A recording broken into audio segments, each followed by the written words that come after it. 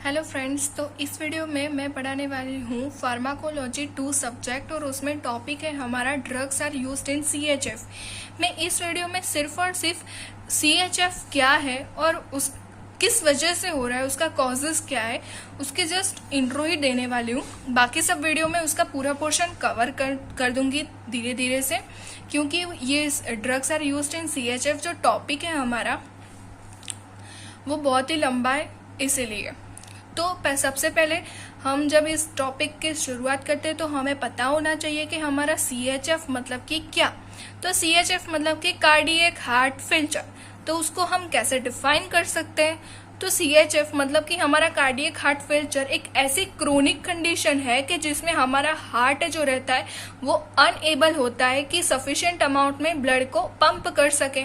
मतलब कि जब हमारा हार्ट सफिशिएंट अमाउंट में ब्लड को पंप नहीं कर पाता तो उस क्रोनिक कंडीशन को हम क्या बोलते हैं? सीएचएफ बोलते हैं, कार्डियक हार्ट फेल्चर बोलते हैं। तो सीएचएफ कब होता है? तो जब हार्ट पंप नहीं कर सकता, हार्ट प्रॉपरली पंप नहीं करेगा, मतलब पंप करना मतलब कि कॉन्ट्रैक्शन रिलैक्सेशन अच्छी तरह से नहीं होगा, या फिर जो हमारा हार्ट रहता है वो उसमें जो ब्लड रहता है जो हमारे एट्रियम और वेंट्रिकल्स होते हैं उसमें फिल होता है।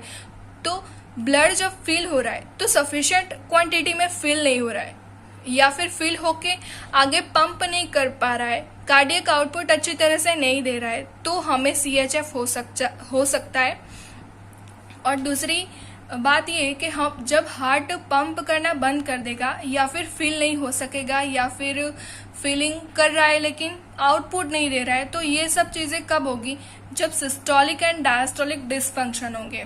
सिस्टोलिक और डायस्टोलिक डिसफंक्शन क्या है? सिस्टोलिक मतलब कि उसके वर्ड पे जाते हैं हम लोग, तो सिस्टोलिक मतलब कि कॉन्ट्रैक्शन एंड डायस्टोलिक मतलब कि रिलैक्सेशन। मतलब कि हार्ट का जो कॉन्ट्रैक्शन एंड रिलैक्सेशन हो रहा है उसमें डिसफंक्शन आ जाना। डिसफंक्शन मतलब कि प्रॉपर तरीके से फंक्शन नहीं कर पाना, उसको डिसफंक्शन बोलते हैं।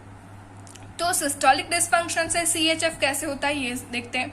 सिस्टोलिक डिसफंक्शन मतलब कि कॉन्ट्रैक्शन नहीं हो पाना।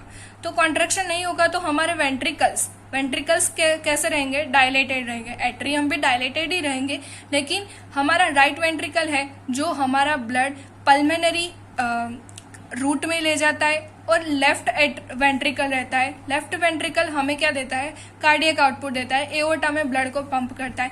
इसीलिए हमने यहाँ पर सिर्फ क्या लिखा है? वेंट्रिकल्स लिखा है, क्योंकि वेंट्रिकल ही पंप नहीं कर पाता।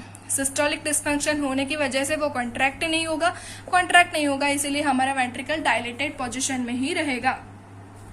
डायलेटेड पोजीशन मतलब कि रिलैक्सेशन पोजीशन में रहता है, उसकी वजह से उसकी जो हार्ट की और वेंट्रिकल की जो वॉल रहती है उसमें टेंशन क्रिएट होता नहीं है, या फिर वो टेंशन क्रिएट ही नहीं कर पाता है। टेंशन क्रिएट करना मतलब कि one type of the contraction, वो कॉन्ट्रैक्शन ही नहीं कर पाता है।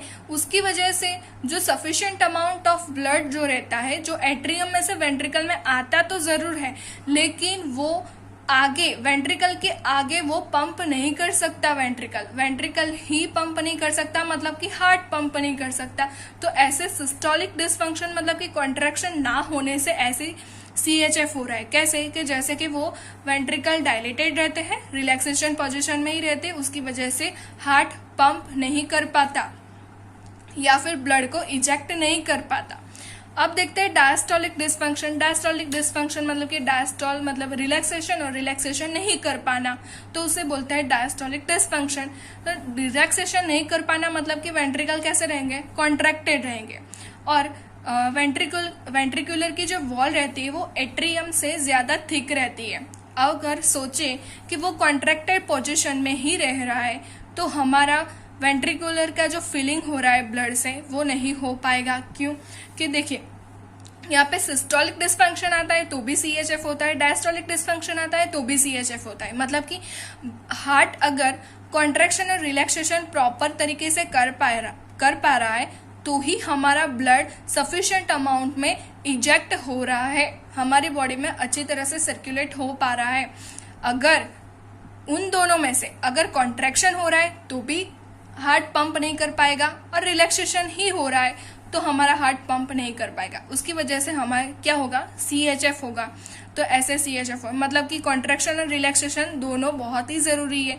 यहाँ पे क्या हो रहा था, सिर्फ रिलैक्सेशन हो रहा था, और यहाँ पे क्या हो रहा है, सिर्फ कॉन्ट्रैक्शन हो रहा है। अगर रिलैक्सेशन हो रहा है तो मतलब वेंट्रिकल्स इजेक्ट आउट नहीं कर पा रहा है ब्लड सफिशिएंट क्वांटिटी में, और यहाँ पे कॉन्ट्रैक्शन ही हो रहा है, मतलब कि हमारा जो वेंट्रिकल्स रहता है, हार्ट जो रहता है वो ब्लड को फिल नहीं कर पा रहे हैं, उसकी वजह से CHF होता है।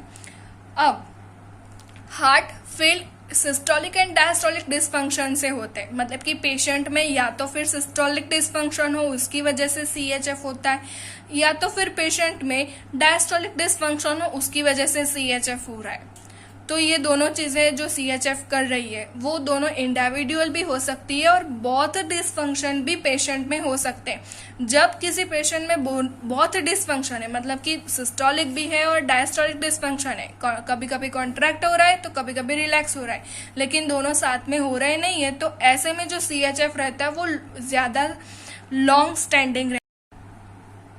मैं फिर से समझा रही हूँ, किसी पेशेंट में सिस्टोलिक डिसफंक्शन भी हो सकता है, किसी पेशेंट में डायस्टोलिक डिसफंक्शन भी हो सकता है, जो दोनों चीज हमें CHF दे रही है, मतलब कि कार्डियक हार्ट फेल्चर होगा ही।